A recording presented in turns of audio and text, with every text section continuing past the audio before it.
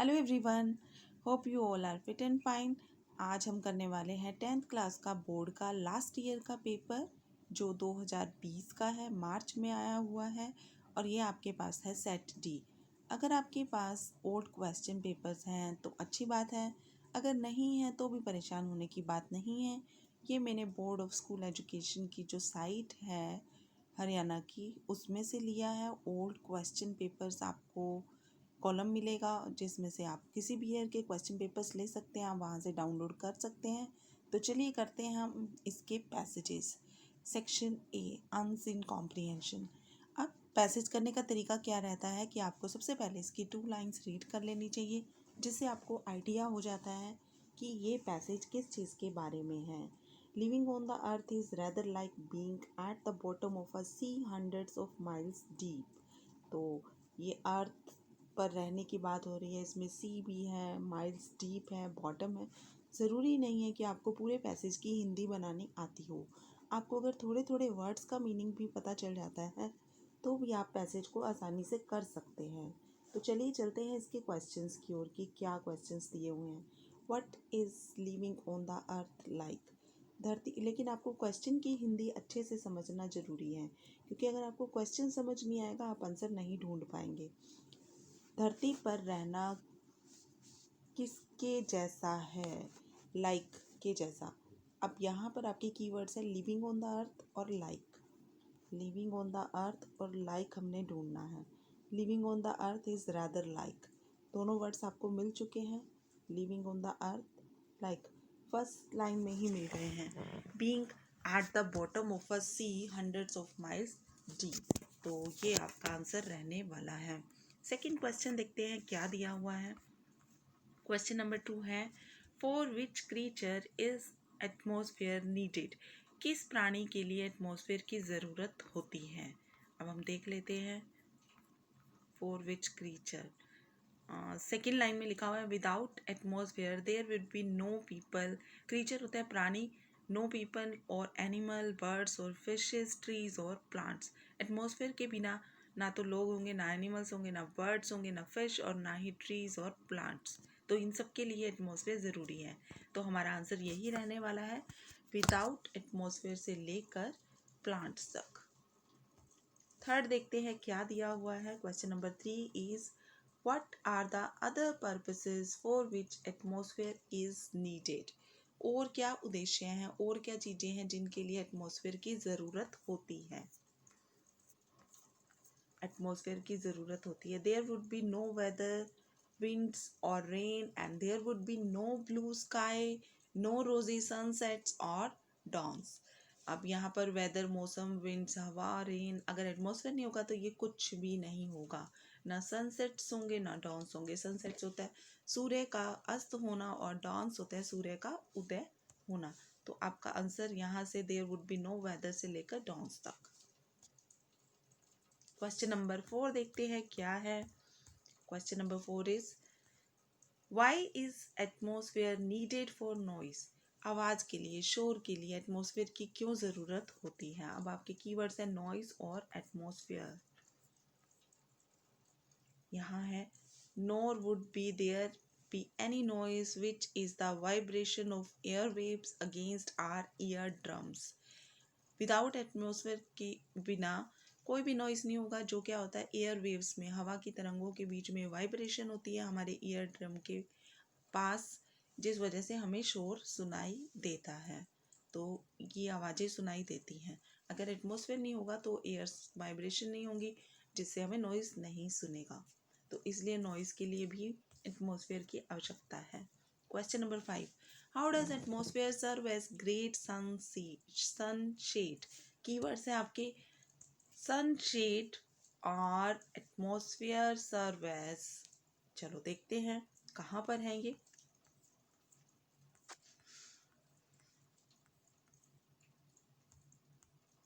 ये पैसेज हम पूरा रीड कर चुके हैं। सेकंड देखते हैं, ये रहा, मिल गया। By the day atmosphere serve as great sunshade. क्या यहाँ तक बहुत रहेगा कि दिन के समय एटमॉस्फेयर सनशेड के तौर पर काम करता है? कैसे करता है भी तो पूछा है इन्होंने, वाई भी तो पूछा है, हाउ, कैसे। It protects the earth from the full force of the sun by absorbing most of its harmful radiation. तो ये धरती को बचाता है सन की फोर्स से, उसकी एब्सॉर्ब कर लेता है हार्मफुल रेडिएशन को। इस तरह से ये एक सनशेड के तौर पर कार्य करता है। तो आपको आंसर लेना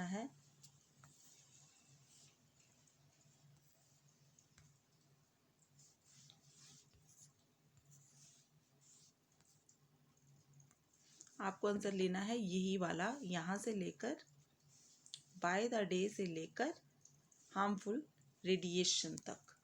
चलिए, अब हमने एक पैसेज पूरा कर लिया है, अब हम दूसरा पैसेज करने वाले हैं। उसके लिए भी हमें उसकी फर्स्ट 2 लाइन्स रीड कर लेनी चाहिए कि पैसेज किस चीज़ के बारे में है। There are several reasons for a headache, physical, emotional and mental factors which include anxiety and tension are a few. What are some of the reasons बताने हैं आपको हेडेक के क्या रहते हैं, कि हेडेक किस वजह से, सिर दर्द किस वजह से होता है। ये हमने अभी अभी पढ़ा है, फर्स्ट 2 लाइन्स में ही था। Several reasons for a headache, अब आप यहाँ तक लिख दोगे कि हेडेक के कई कारण है, वो गलत हो जाएगा, आपको इससे अगली लाइन भी लेनी है। There are several reasons for a headache, physical, emotional, mental factors which include, कई बार एंजाइटी, टेंशन की वजह से भी सिर दर्द हो जाता है। क्वेश्चन नंबर 2 देख लेते हैं क्या दिया हुआ है। What is the headache? Sometimes a signal of. Headache कई बार किस चीज़ की ओर इशारा करता है, कई बार हेडेक किस चीज़ का प्रतीक होता है, मतलब हेडेक हो रहा है तो मतलब क्या चीज़ होने वाली है इन फ्यूचर, उसकी तरफ भी कई बार हेडेक करता है इशारा।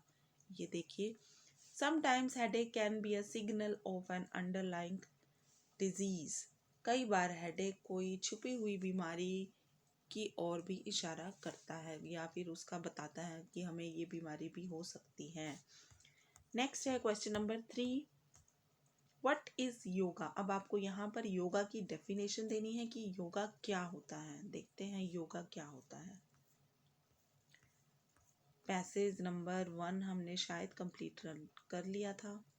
More than medicine, yoga therapy eminently suits any need. Yoga is a, यहाँ देखिए आप, yoga is a comprehensive mode of culturing the body and the mind. This is the definition of yoga. तो व्हाट इज योगा, ये वाला आंसर हम लिखने वाले हैं। Question number 4, which approach of yoga is use to cure tough headaches. Tough headaches, जिद्दी जो headache हो जाते हैं, यानी कि कई बार लगातार सिर दर्द रहता है, उसके लिए योगा की कौन सी अप्रोच सही रहती है, योगा की कौन सी टेक्निक अपनानी चाहिए। Integrated approach of yoga, the yoga research centers have been able to cure some tough using an, आपको using an लगाना है, using an से बनाएंगे, using an से लेकर आप टफ हेडेक्स तक रहने वाले हैं, लेने वाले हैं इसका आंसर। नेक्स्ट है, what are the constituents of this approach. इस अप्रोच में क्या क्या चीज़ें शामिल होते हैं। ये जो इंटीग्रेटेड अप्रोच ली है, यानी कई चीज़ें इसमें मिक्स होंगी, ये लिखा हुआ है। This approach includes breathing, asanas, प्राणायाम्स, meditation and devotional sessions. यहाँ तक आपको लेना है। अच्छा, एक और बात, ये जो पैसेज है ये आपकी बुक में भी दिया हुआ है फॉर प्रैक्टिस, लेकिन इसके क्वेश्चंस बुक के क्वेश्चन से बिल्कुल ही अलग है। तो कई बार क्या होता है कि बच्चे प्रैक्टिस कर रहे होते हैं, वो क्वेश्चंस के आंसर वो वाले कर चुके होते हैं, तो उन्हें लगता है कि पेपर में भी पूछे वही गए हैं और वो वही आंसर मार्क करते चलते हैं। ऐसा कभी भी नहीं होता। आपको हमेशा क्वेश्चन अच्छे से रीड करना चाहिए, फिर ही उसका आंसर मार्क करना चाहिए, क्योंकि ये जो क्रैम्ड आंसर्स होते हैं ये आपको कई बार क्वेश्चंस गलत करवा देते हैं। तो आप उस वक्त अपना यूज़ करें, क्योंकि इसमें ऑलरेडी लिखा होता है आपके पेपर में 40 मार्क्स जो रहते हैं वो आपके नॉलेज और अंडरस्टैंडिंग के रहते हैं कि आपने कितना अंडरस्टैंड किया। तो क्रैम पे कम जाकर अंडरस्टैंडिंग ऑन द स्पॉट क्या रहती है, आप अपनी अंडरस्टैंडिंग डेवलप करने पर प्रैक्टिस करें। Write an application to the principal of your school. अब प्रिंसिपल को राइटिंग सेक्शन में आपने हमेशा एक एप्लीकेशन, एक लेटर, कई बार 2 लेटर्स भी आ जाते हैं जिसमें से आपको एक चूज़ करना होता है। अब इसमें एप्लीकेशन दी हुई है, आपने प्रिंसिपल को एप्लीकेशन लिखनी है, grant you fee concession, fees माफ़ी के लिए प्रार्थना पत्र। आई होप आप सबने ये लर्न भी कर रखी होगी, तो आप इसे लिख सकते हैं आसानी से। आगे लिखा हुआ है, write a letter to the SDO complaining about the frequent break down of electricity in your area. अब SDO को आपने एक लेटर लिखना है जिसमें बात हो रही है कि आपके एरिया में ब्रेकडाउन्स होते रहते हैं, यानी कि इलेक्ट्रिसिटी आती जाती रहती है। कई बार 2-2 3-3 घंटे तक नहीं आती, कई बार पूरी पूरी रात नहीं आती। तो आप उसकी कंप्लेंट करने वाले हैं कि एग्ज़ाम डेज में बच्चों को कितनी दिक्कत होती है, चाहे वो गर्मी का मौसम हो, सर्दी का मौसम हो, हर समय हमें लाइट की आवश्यकता रहती है और लाइट जाने से हमें बहुत सारी दिक्कतों का सामना करना पड़ता है। अच्छा, आप क्वेश्चन नंबर 3 है, develop story with the given outlines. मैंने आपको पहले भी बताया है कि स्टोरीज़ आपको कुछ लर्न कर लेनी चाहिए, क्योंकि स्टोरीज़ में आपको इतने सारे क्लूज़ मिलते हैं कि आप ऑन द स्पॉट स्टोरी को बना भी सकते हैं। क्योंकि आपने ऑलमोस्ट स्टोरीज़ तो सुनी हुई हैं। यहाँ पर देखिए आपको कौन से वर्ड्स दिखाई दे रहे हैं। एक तो लाइन दिखाई दे रहा है और दूसरा आपको यहाँ पर माउस दिखाई दे रहा है, यानी ये शेर और चूहे की कहानी है, आप सबने सुनी हुई है, do good have good, once there was a lion. आप देखिए मैं इसको फिलिंग द ब्लैंक्स आपको फिल करके दिखाती हूँ, कितनी आसानी से आप फिलिंग द ब्लैंक्स फिल करके स्टोरी फ्रेम कर सकते हैं। वंस अ लॉइन लिखा हुआ है, once there was a lion कर दो इसे। इन द जंगल, स्लीपिंग लिखा हुआ है, ही वाज स्लीपिंग, वह सो रहा था। ए माउस केम देयर, एक चूहा आया वहां पर। He started jumping over the lion's body, उसने लॉयन की बॉडी पर जंप करना शुरू कर दिया। द लॉयन वोक अप, शेर उठ गया। ही कॉट द माउस, उसने चूहे को पकड़ लिया। The mouse begged for mercy, mouse जो था वो दया की भीख मांगने लग गया। The lion took pity on the, took mercy लगा लो, took mercy on the mouse, उसने दया कर दी उसके ऊपर। He let him, he let it free, उसने उसे जाने दिया, उसने उसे छोड़ दिया। One day a hunter, hunter से देखिए आप, यहाँ हंटर है, हंटर इज शिकारी। One day a hunter came, he cast his net, the lion was caught, उसमें शेर पकड़ा गया। द लॉइन वॉज रोरिंग, जो लॉइन था वो चिल्ला रहा था। The same mouse came there, वही चूहा वहाँ आया। He cut the net, it cut the net भी कह सकते हैं क्योंकि एनिमल्स के लिए हम इट लगाते हैं। उसने जाल को काट दिया। The lion was free now, he thank the mouse, अब यहाँ क्या आएगा, डू गुड हैव गुड, कर भला हो भला। तो इस तरह से स्टोरी करना बहुत आसान रहता है। मैंने यहीं पर ही फिलिंग द ब्लैंक्स कर दिए हैं और यहाँ पर 5 में से 3.5 4 कुछ मार्क्स तो मिलने ही वाले हैं। और अगर आपने स्टोरी अच्छे से लर्न की हुई है तो और अच्छे मार्क्स मिलने वाले हैं आपको। Describe an incident in about 100 words how a stranger help you. अब एक इंसिडेंट बताना है आपने 100 वर्ड्स में कि एक अजनबी व्यक्ति ने आपकी सहायता किस प्रकार से की। चलिए अब हम आ गए हैं ग्रामर सेक्शन की ओर। Use the correct form of the verbs given in the brackets. Our school begin with prayer every day. अब इसमें कीवर्ड मिल गया है आपको एवरी डे। अगर आपको every day, daily, usually, generally, often ऐसे शब्द मिल जाते हैं तो आपको जो ब्रैकेट में लिखा होता है, यानी कि जो बिगिन वर्ड लिखा हुआ है या कुछ भी लिखा होता है, यानी फर्स्ट फॉर्म ही लिखी होती है, आपको first form as it is एक बार फिल कर देनी चाहिए। यानी एक बार आप यहाँ पर आप बिगिन वर्ड ही लिख देंगे। उसके बाद देखते हैं क्या करना होता है। उसके बाद आप चेक करोगे सब्जेक्ट को, इसे हम सब्जेक्ट बोलते हैं। आर स्कूल इज आर, ये हमारा सब्जेक्ट है। आर स्कूल अगर सिंगुलर है, एक वचन है, तो आपको बिगिन के साथ एस लगाना है। अगर एक वचन है तो आप बिगिंस करेंगे। अगर बहुवचन है, अगर यहाँ पर स्कूल्स लिखा हुआ है, यहाँ पर ऑलरेडी एस लिखा हुआ है, तो आप यहाँ एस नहीं लगाएंगे। ठीक है, आर स्कूल्स लिखा हुआ है तो आप सिर्फ बिगिन लगाएंगे। आर स्कूल लिखा हुआ है तो आपने बिगिन के साथ एस लगा देना है। एक वचन के साथ एस लगाते हैं, बस इतना ही काम करना होता है और आपको 1 मार्क मिल जाएगा। सेकंड देखते हैं, we dash are homework do not disturb us. अब इसकी हिंदी बनाइए आप। हम हमारा होमवर्क, डू मीन्स करना, डू नॉट डिस्टर्ब अस हमें तंग मत करो। हम हमारा होमवर्क कर रहे हैं। यहाँ पर जब डू नॉट डिस्टर्ब अस आ गया तो इसका मतलब हम अभी कर रहे हैं। तो वी आर डूइंग आएगा यहाँ पर। We are doing our homework, do not disturb us. Next है he dash a new house last year.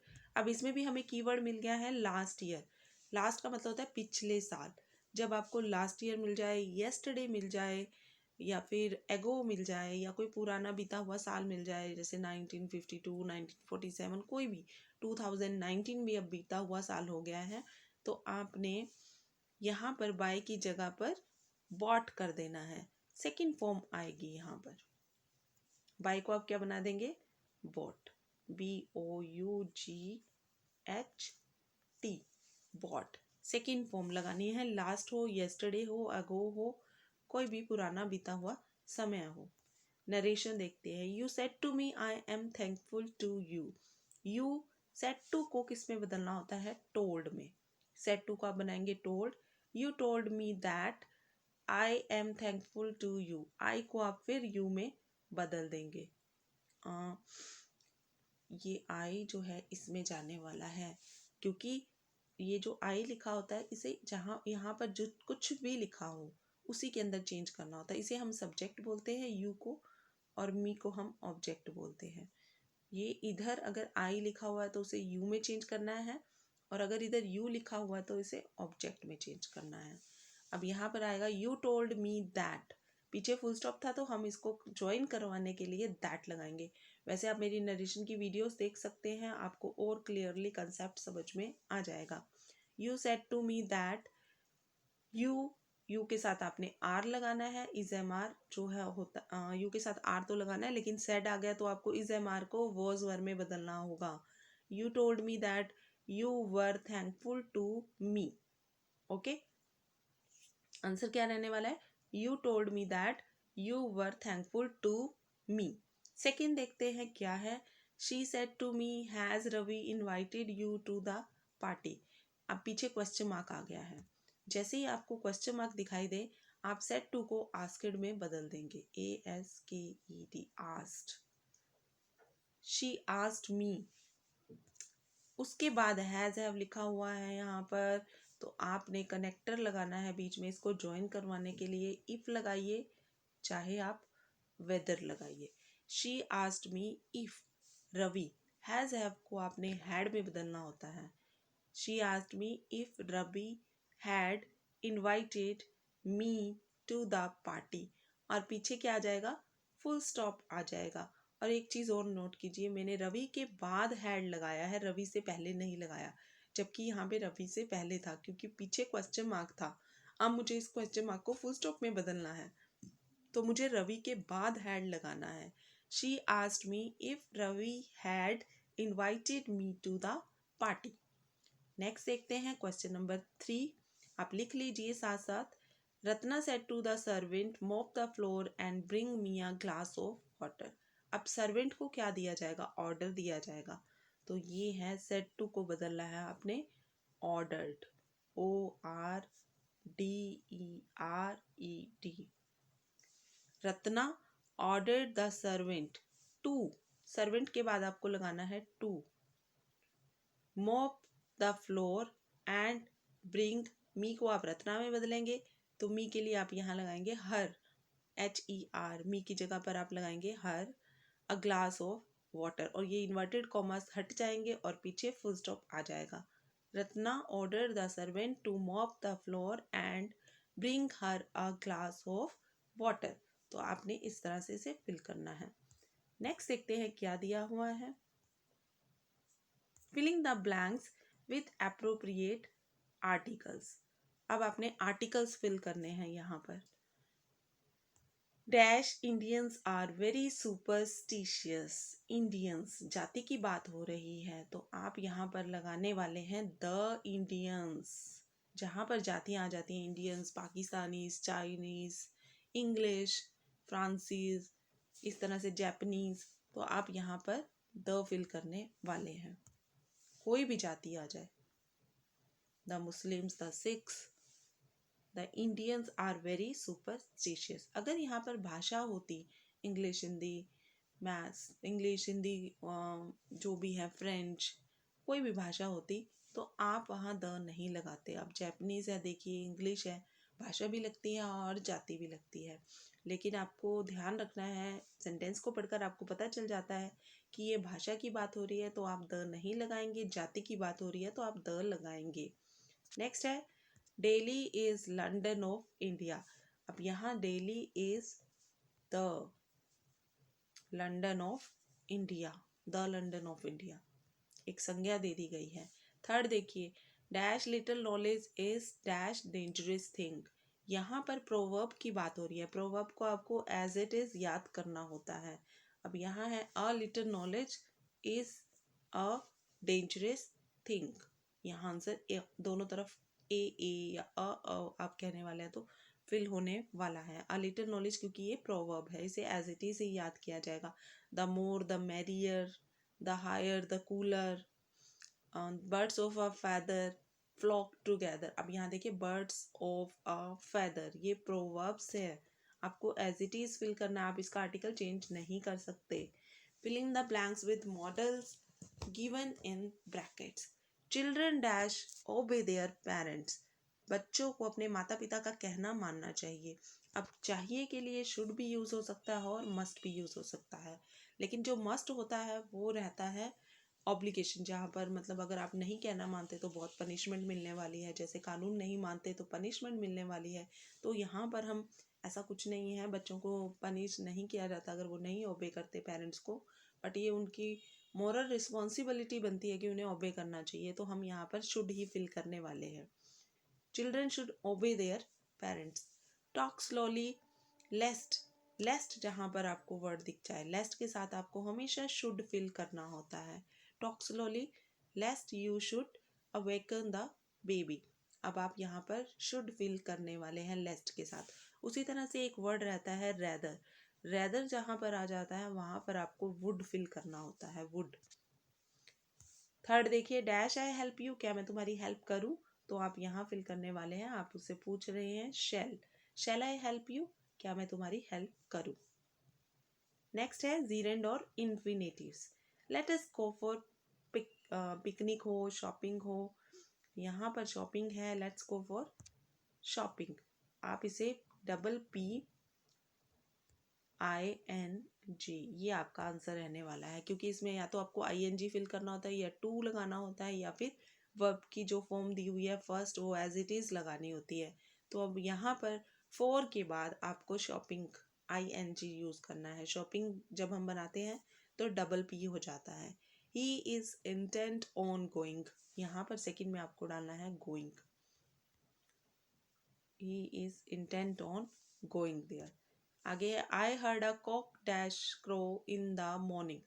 I heard, hear word मिले आपको, heard वर्ड मिले आपको, तो आपको crow फिल करना है एज इट इज। जो वर्ब की फर्स्ट फॉर्म दी हुई है वही की वही आने वाली है।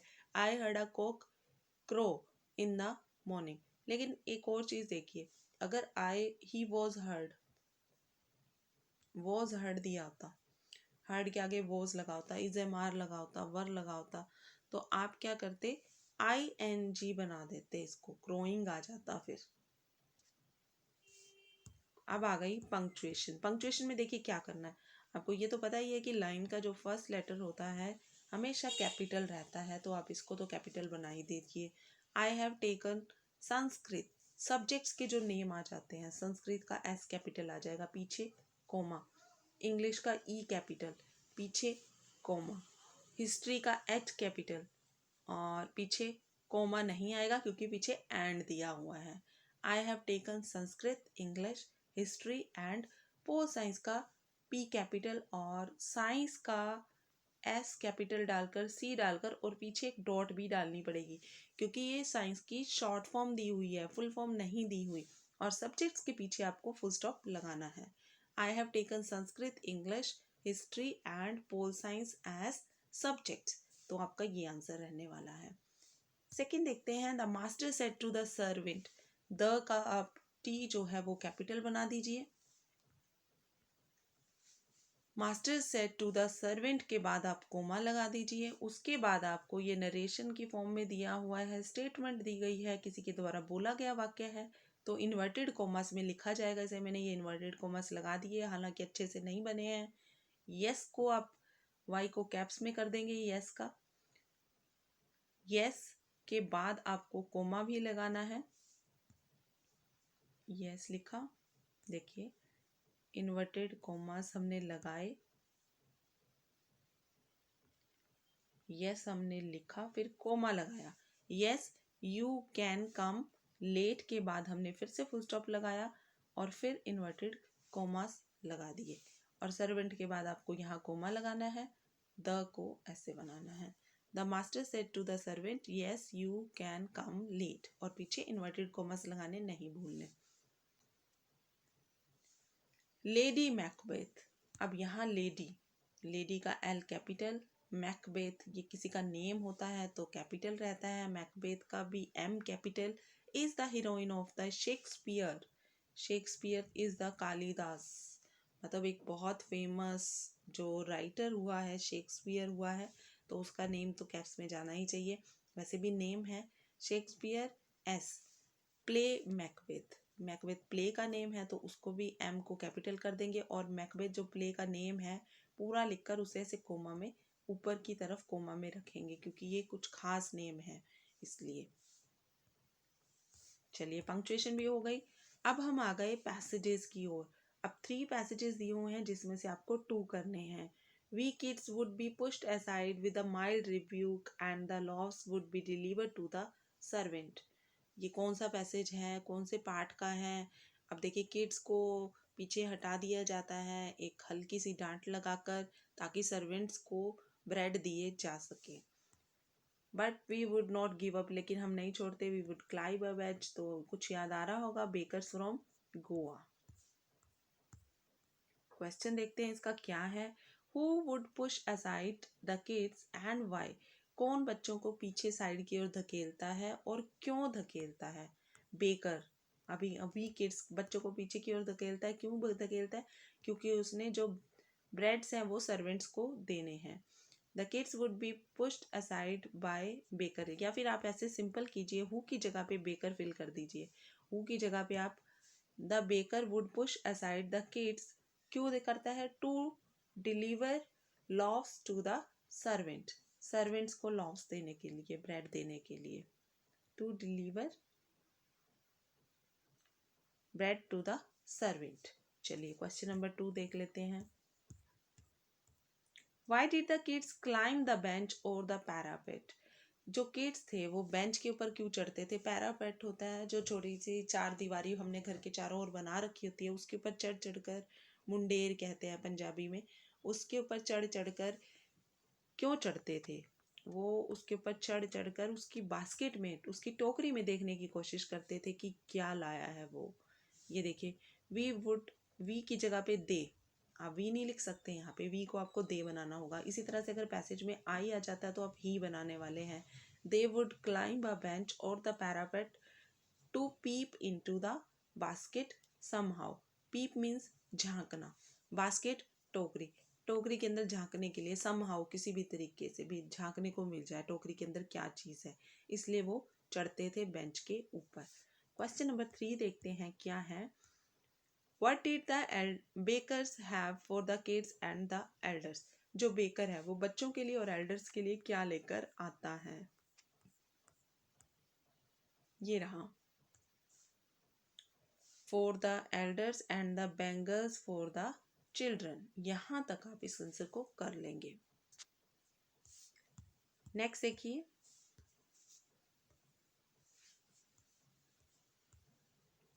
How did the narrator brush his teeth? Narrator अपने दांतों पर ब्रश कैसे करता था, या नरेटर ने अपने दांतों पर ब्रश कैसे किया? यहाँ देखते हैं।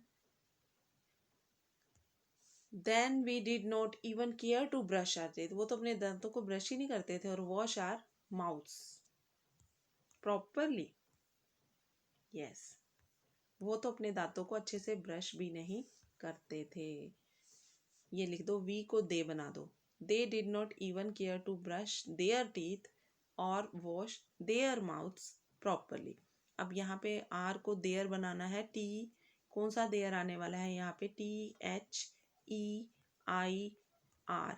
आप ये मिस्टेक मत करना, THERE मत लिख देना, क्योंकि THERE जो होता है वो वहाँ के लिए होता है, और ये जो देयर है ये उनका उनके के लिए होता है।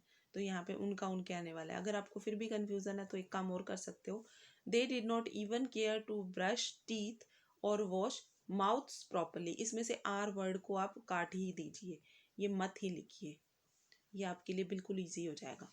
दे did not even care to brush teeth और वॉश माउथ्स प्रॉपरली, ये भी आपका आंसर ठीक जाने वाला है। What did the writer as a child, जब वो बच्चा था तो ब्रशिंग हिज टीथ, दांतों को ब्रश करने के बारे में वो क्या सोचा करता था? देखते हैं वो ब्रशिंग टीथ के बारे में। एंड यहाँ पर who would, why should we, हमें करना ही क्यों चाहिए brush? Who would take the trouble, कौन मैंगो लीफ को तोड़ेगा और टूथब्रश करेगा? And why was it necessary at all, और इसकी ज़रूरत भी क्या थी? The tiger never brush his teeth, tiger ने कभी ब्रश नहीं किया दांतों पे।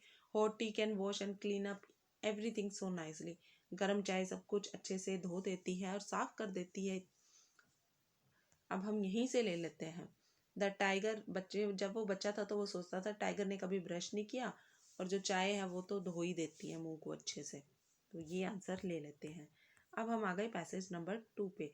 The first period was a study period, Maddie try to prepare her lesson but she could not put her mind on her work.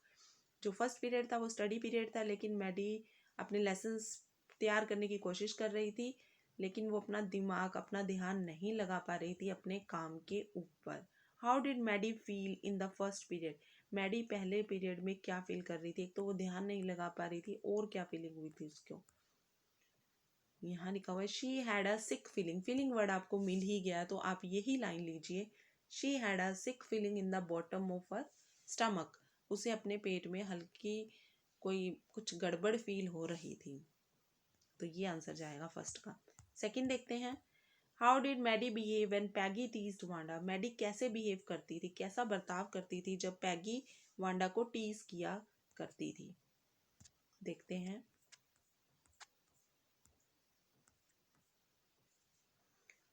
True, she had not enjoyed listening to Peggy ask Wanda how many dresses she had.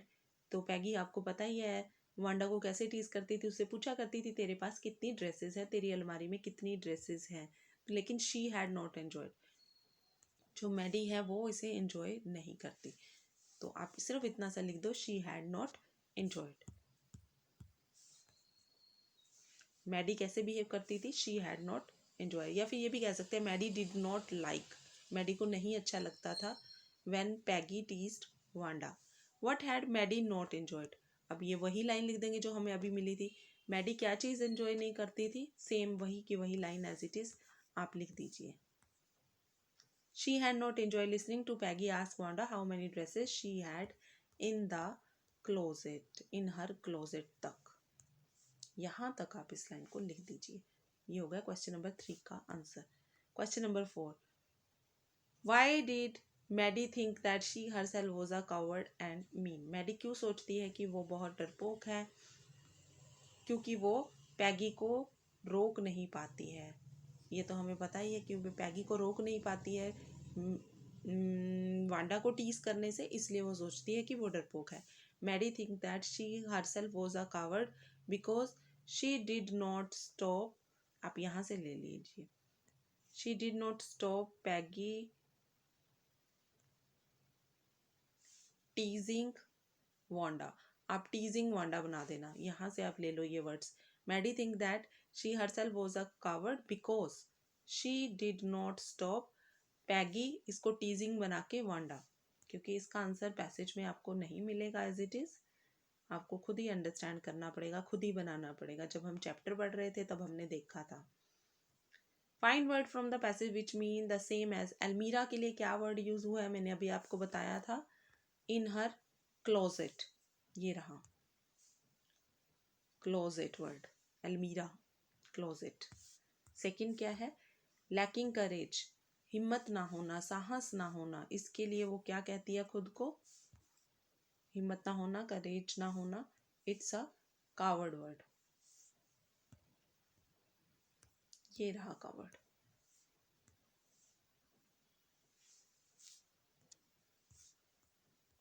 आगे है I shall try to be ब्रीव।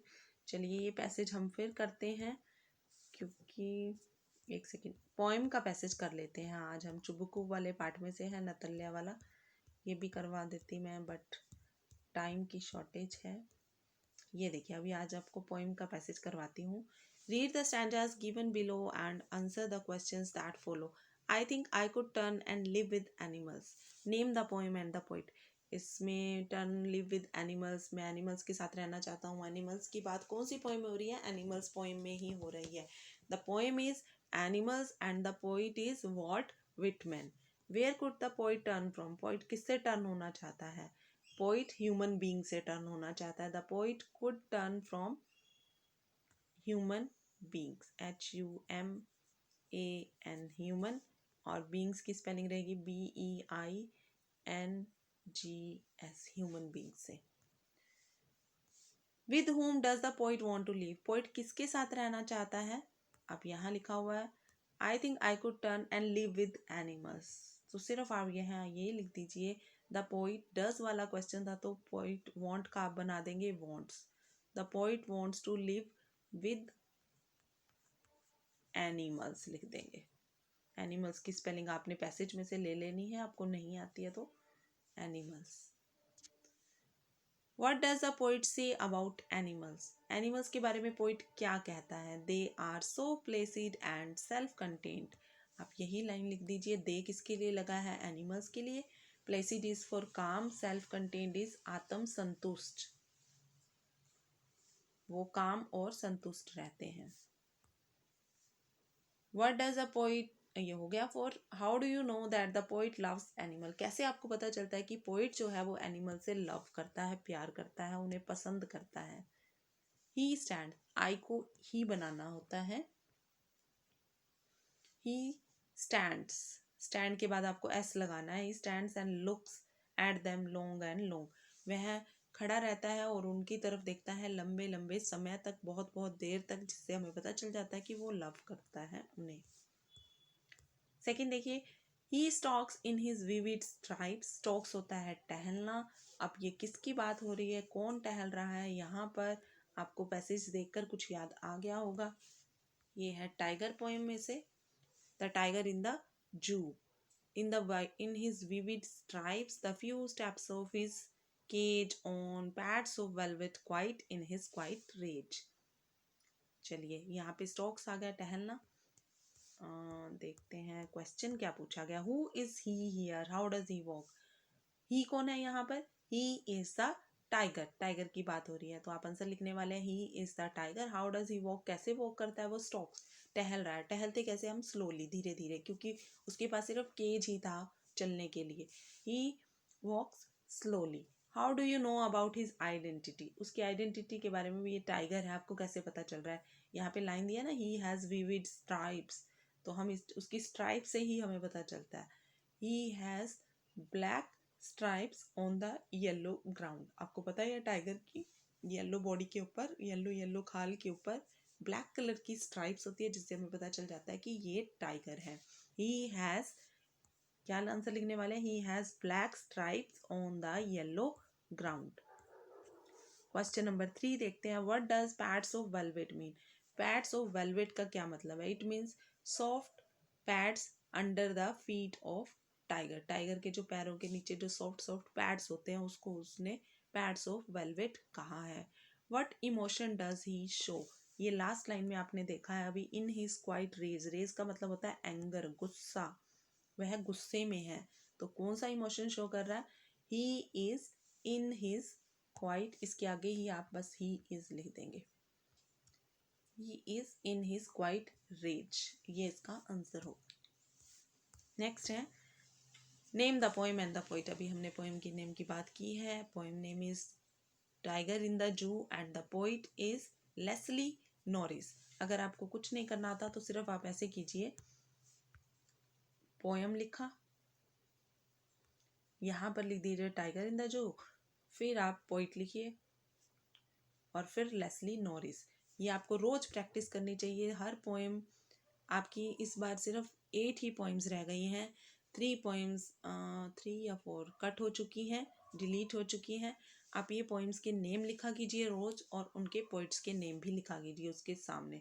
इससे आपकी बहुत अच्छी practice हो जाएगी और आपके ये 2 मार्क्स जो हैं, 2 मार्क्स आपको प्रॉपरली मिल जाएंगे। तो आज के लिए बस इतना ही। नेक्स्ट वीडियो में हम नेक्स्ट मॉडल टेस्ट पेपर को सॉल्व करेंगे। If you like my channel, if you like my videos, you can subscribe to my channel. Thanks for watching. All the best for your exam.